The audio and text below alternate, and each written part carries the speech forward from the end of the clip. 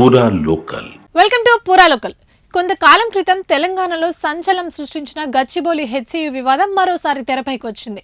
నేలమట్టం చేసిన పర్యావరణాన్ని పునరుద్ధరించకపోతే జైలుకు వెళ్లాల్సిందే అని సుప్రీం గట్టి వార్నింగ్ ఇచ్చింది.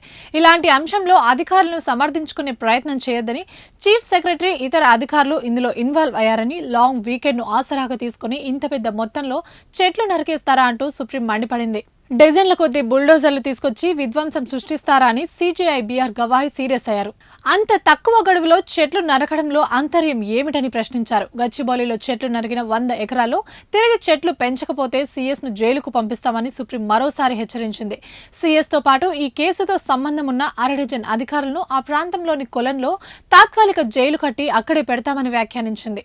చెట్లు నరికివేత అనేది పూర్తిగా ప్రీ ప్లాన్ చర్య అని, లాంగ్ వీకెండ్ ను ఆసరాగా చేసుకుని డజన్ల కొద్ది బుల్డోజర్లతో చెట్లు నరికారని మండిపడింది. కంచా గచ్చిబౌలి భూ వ్యవహారంలో సుమోటో కేసుతో పాటు be the welfare change society ఇతరుల ఇంప్లీట్ పిటిషన్లపై సుప్రీం విచారణ చేపట్టింది.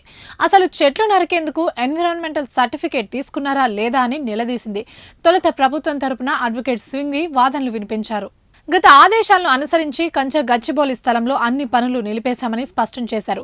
వైల్డ్ లైఫ్ సంరక్షణ చర్యలు కూడా కొనసాగుతున్నాయని తెలిపారు.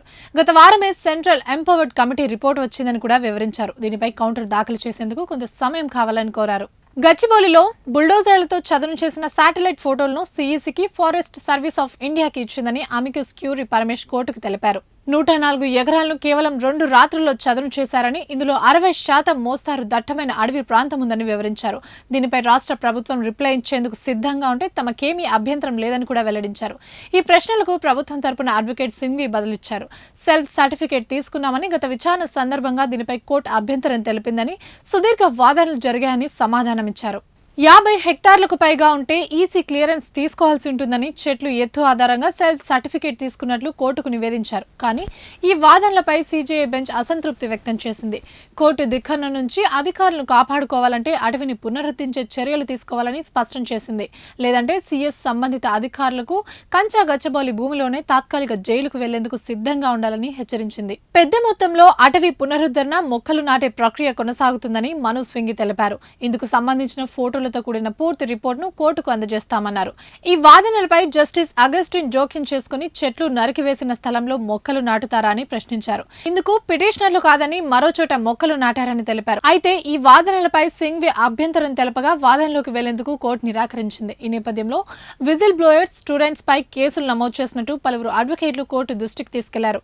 ఇందుకు సంబంధించి ఇంప్లీట్ అప్లికేషన్ దాఖలు చేసినట్టు నివేదించారు. ఈ ప్రాంతంలో 3 రన్నింగ్ స్కూల్స్ ను కూల్చేశారని ఆరోపించారు. అయితే ఫస్ట్ ఈ ఆరోపణ వింటున్నామని ప్రభుత్వ న్యాయవాది అభిషేక్ మను స్వింగ్వి అన్నారు. ఈ ఏఐను కేసుతో కలిపి విచారించడం కుదరదని సీజేఐ స్పష్టం చేశారు. కావాలంటే వేరే పిటిషన్ దాఖలు చేసుకోవాలని ఆదేశిస్తూ ఏఐను విత్డ్రా చేసుకునేందుకు అవకాశం ఇచ్చారు.